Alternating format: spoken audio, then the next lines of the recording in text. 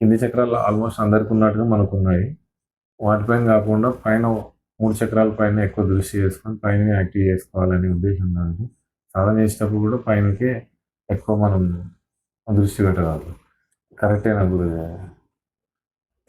ఇప్పుడు ఇది మనం చెప్పిన వీడియోలో కూడా జరిగింది ఏంటంటే, కింద చక్రాలు ఉంటే తప్పు అనేటువంటి కాన్సెప్ట్లో అనుకుని ఉంటారు. మీకు ఎప్పుడు కూడా కింద చక్రాలు అంటే బాడీ సర్వైవల్ పాయింట్.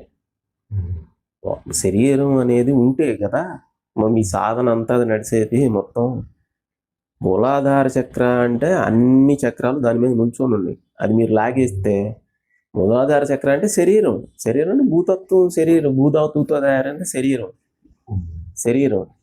తర్వాత జలధాతువు, జలం ఉంది, అది కామం ఉంది, అది దాని గురించి మేము చెప్తాం. తర్వాత వచ్చేసి మీ ఫుడ్ తిన్నటువంటి ఆహారాన్ని పేగులు అసిమిలేట్ చేసుకోవాలి, దాంట్లో ఉన్నటువంటి సారాన్ని గ్రహించాలి, శరీరానికి అందించాలి. ఎంత జరగాలి అంటే ఈ 3 కూడా శరీరానికి సంబంధించినటువంటి సర్వైవల్కి సంబంధించిన చక్రాలు. మీరు కేవలం మీకు పై చక్రాలు మటుకే యాక్టివ్ అయితే ఆటోమేటిక్గా కింద చక్రాల్లో శక్తి అనేది క్షీణతను వస్తుంది. శక్తి క్షీణం అంతే కదా. మీరు ఒక గీత గీశారు, దాని పక్కనే పెద్ద గీత గీశారు. ఇది అంతకుముందు పెద్ద గీతే, దీనికంటే పెద్దది గీసిన తర్వాత దీని డామినేషన్ ఎక్కువైపోయింది, ఇది ఆటోమేటిక్గా తగ్గిపోయింది. అప్పుడేంటి బాడీకి సంబంధించిన ప్రాబ్లమ్స్ వస్తాయి. హయ్యర్ చక్రాల్లో ఉండటం అంటే బ్యాలెన్స్లో ఉండటం అని. క్రియలో మనం చేసే క్రియలో పై చక్రాల్లో ఎక్కువ ఉంటారు, కరెక్టే. అది దానివల్ల ప్రాబ్లం కాదు. దానికి మీరు మూలాధార చక్ర చాలా ఇంపార్టెంట్. మూలాధార చక్ర మీకు ఏంటంటే సర్వైవల్ పాయింట్. అది క్షీణించిందంటే చాలా హెల్త్ ప్రాబ్లమ్స్ వస్తాయి, మానసికంగా క్లారిటీ ఉండదు, రకరకాల ప్రాబ్లమ్స్ అన్నీ, మీ డబ్బు, ఫైనాన్షియల్ ప్రాబ్లమ్స్ కూడా. మూలాధార చక్ర కీర్తి ఉండదు, అధికారం ఉండదు. మూలాధార చక్ర స్ట్రెంగ్త్ లేకపోతే కీర్తి, అధికారం, గౌరవం, మీ మాటకి వెయిట్ ఉండదు. మూలాధార చక్ర గణపతి చాలా ఇంపార్టెంట్. మన సాధనలో అన్నిట్లో బ్యాలెన్సింగ్ చేయాలంటే మీరు ఎక్సర్సైజ్ పెట్టాలి ఫస్ట్. బ్యాలెన్స్ అంటే ఇక్కడ ప్రాబ్లం విషయం ఏంటి, మనకి సాధన చేసినప్పుడు సహస్రార చక్రాల్లో ఎనర్జీ పట్టడం అంటే కొంతమందికి అనుభవం ఉండదు.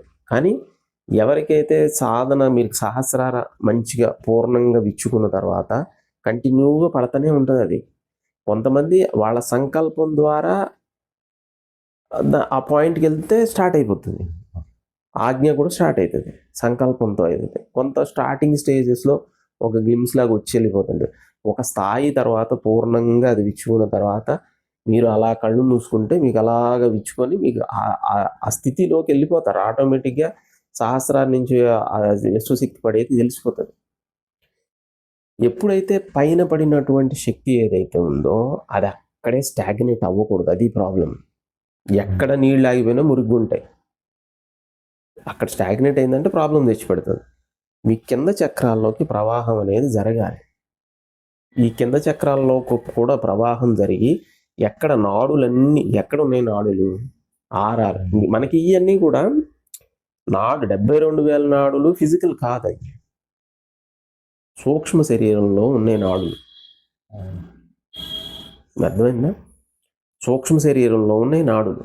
ఆ నాడుల్లోకి ఇక్కడ మన నాడుల్లోకి ఏ విధంగా అయితే పంపు జరిగి ఆ వెయిన్స్లోకి ఏ రకంగా బ్లడ్ వెళ్తుంది, అన్ని వెయిన్స్లోకి బ్లడ్ వెళ్తుంది కదా ఫిజికల్గా, అలాగే ఆ 72 నాడుల్లోకి కూడా జరిగేది ప్రాణ ప్రవాహం జరుగుతూ ఉంటుంది.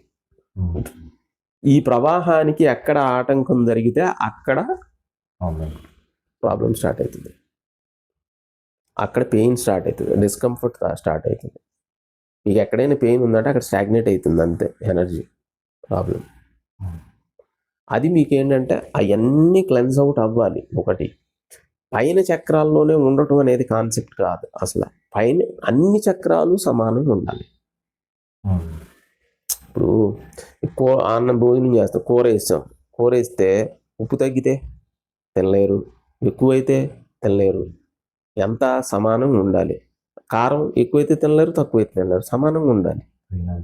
అలాగా లైఫ్ ఎప్పుడు కూడా బ్యాలెన్స్లో ఉండటం అనేది ఇంపార్టెంట్. ప్రకృతి మొత్తం బ్యాలెన్స్ని అనుసరించే జరుగుతుంది కదా.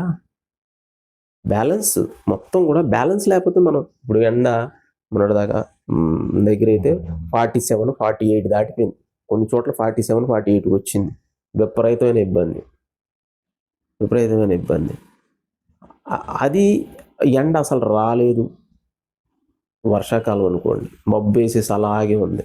మనిషిలో జీవం ఉండదు, కదలేక ఉండదు, బద్ధకం వస్తుంది. పొద్దున్నే లేకపోతే అది బద్ధకం వస్తుంది సూర్యుడు లేకపోతే. సూర్యుడు కావాలా వద్దా? బ్యాలెన్స్గా ఉండాలి.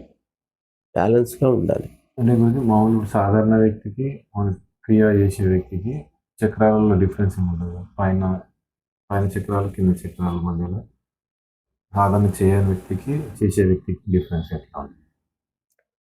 చేసే వాళ్ళకి ఏంటంటే పై చక్రాల యాక్టివేషన్ ఉంటుంది. మామూలు వాళ్ళకి ఏంటంటే కింద చక్రాల మటుకి యాక్టివేషన్ ఉంటుంది.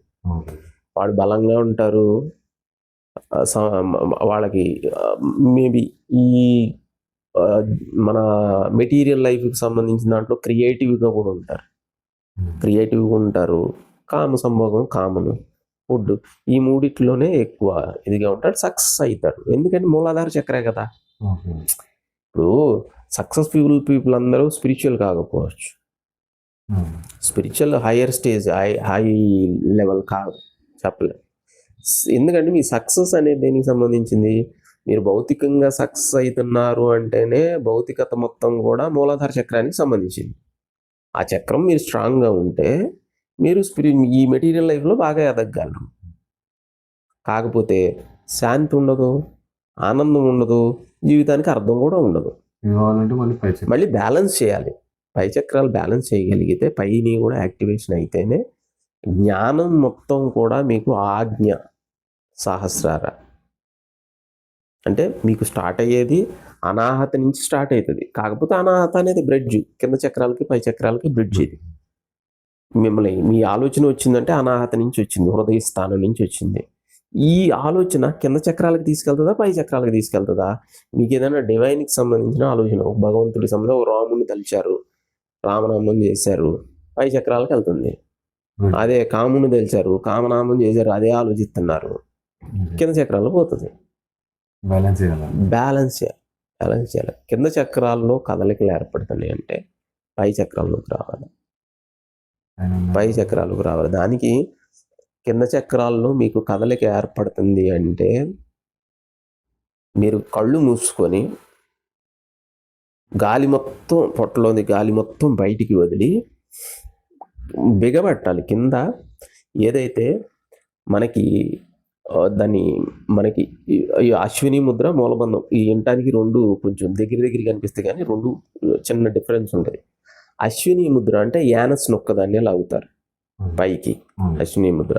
మూలబంధం అంటే యానస్తో పాటు టెస్టిస్, అక్కడ ఉన్న పెరీనియం మొత్తాన్ని పైకి లాగుతారు. మూలబంధం వేసి ప్రాణాయామ చేయాలి, కింద నుంచి పైకి లాగాలి శక్తిని. ఎక్కడికి?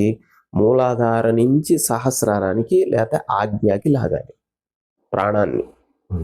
కింద జరిగేటువంటి స్టిమ్యులేషన్స్ పైకి లాగాలి.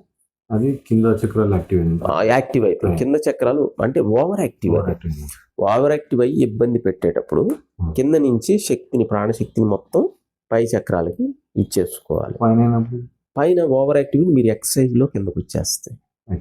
ఎక్సర్సైజ్ చేయాలి. ఎక్సర్సైజ్లు మీరు సూర్య నమస్కారాలు లేకపోతే ఏ ఎక్సర్సైజ్, కదలికలు ఎక్కువ ఉండేటువంటి ఎక్సర్సైజ్ చేసినప్పుడు ఆటోమేటిక్గా బాడీ ఎప్పుడైనా కానీ ఫిట్నెస్తో ఉందంటే మూలాధార చక్ర అనేది బలంగా మీకు ఎక్సర్సైజ్ చేయడం అనేది జనరల్గా చేస్తే ముందుల తర్వాత చేస్తే మంచిది. ఒకవేళ టైం లేకపోతే సాధన అయిన తర్వాతే ఎక్సర్సైజ్ ఇంపార్టెంట్. ఎందుకంటే మీరు సాధన చేసినప్పుడు చక్రాస్లో ఇంబ్యాలెన్స్ వస్తుంది, సహజం. అది ఒక చక్ర పెరగటం, ఒక చక్ర తగ్గటం, ఎనర్జీస్ కామన్గా ఉంటుంది. తర్వాత చేస్తే ఏంటంటే సెట్ అవుతుంది, బ్యాలెన్స్ అవుతుంది. కాబట్టి ఎప్పుడైనా కానీ ముందలు చేసుకుంటే మంచిది, చేసుకుంటే 2 సార్లు మంచిది.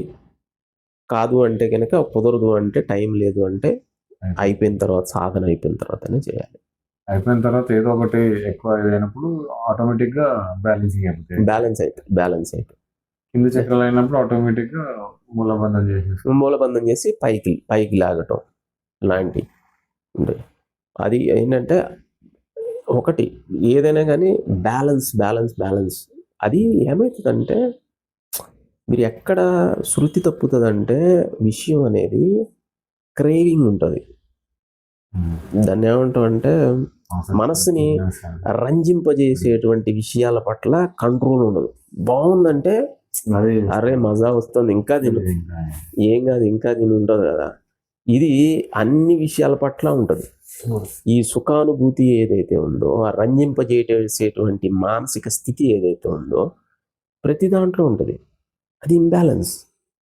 ఇప్పుడు పిల్లలు ఉంటారు, ఫస్ట్లో పిల్లలు ఇప్పుడు ఫోన్లు పట్టుకొని వాళ్ళు రాత్రి 2-3 దాకా కూడా ఉంటారు. అది ఇంబ్యాలెన్స్. ఎందుకంటే మనస్సు ఎంటర్టైన్ అవుతుంది బాగా ఒకటే విషయాల మీద. అది ఆ రంజింపజేసేటువంటి విషయాలే ప్రమాదకరమైన ఇంద్రియాలు. ఫుడ్ ఉంటుంది, కామానికి సంబంధించిన విషయాలు ఉంటాయి, మెయిన్ ఎంటర్టైన్మెంట్ ఉంటుంది. ఇప్పుడు గేమ్స్ ఆడేవాళ్ళు కూడా అంతే కదా. వీటిని కంట్రోల్ చేయకపోతే వాళ్ళకి ఎక్కడ కటాఫ్. ఎందుకంటే చెప్తే తల్లిదండ్రులు శత్రువులు.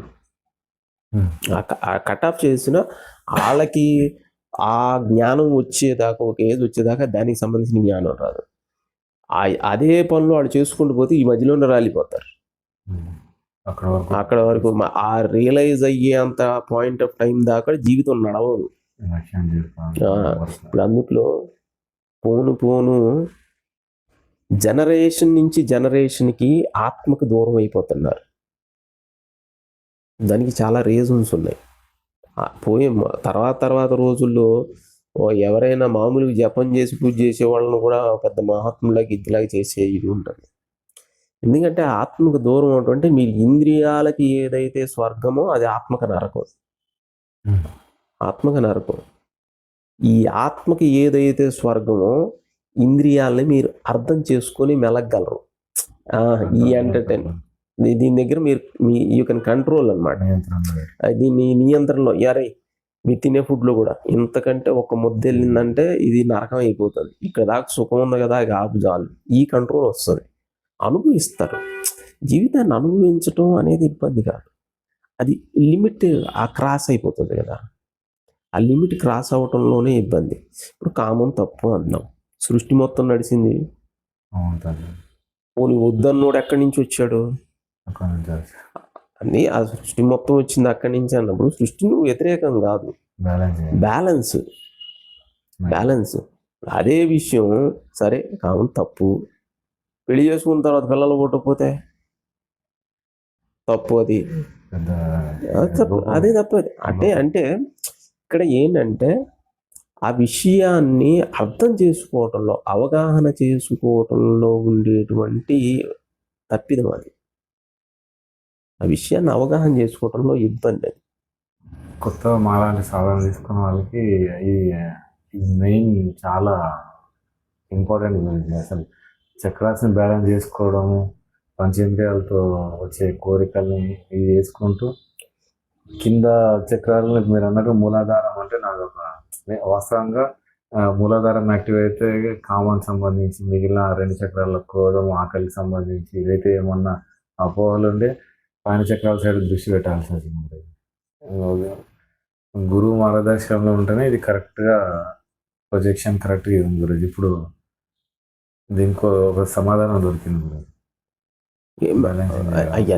అన్నీ అవసరమే. మీకు చక్రాలు ఉన్నాయి అంటే శరీరంలో ప్రతి చక్రాకి సంబంధించి కూడా ఒక్కొక్కటి అక్కడ ఉన్నటువంటి ఆర్గాన్స్కి ఈ ప్రాణశక్తి ఇచ్చి అవి రక్షిస్తున్నాయి, నిలబెడతాయి. ఇప్పుడు ఏది తీసేస్తాం? మనకి ఏ కన్ను కావాలి, ఏ కాళ్ళు కావాలి, ఏ చెయ్యి కావాలి, ఏ ఏలు కావాలి, ఏది లేకపోయినా డిఫెక్టే. అన్నీ కావాల్సిందే. వేస్ట్ అయినదంటూ ఏం లేదు. కానీ రెగ్యులర్ దాన్ని రెగ్యులర్గా ఒక పద్ధతిలో బ్యాలెన్స్డ్గా ఉండటం అనే దానికి సంబంధించే ఇబ్బంది, అది ప్రాబ్లం. అతి కాకుండా దాన్ని బ్యాలెన్స్గా ఉంచుకోవటమే సాధన.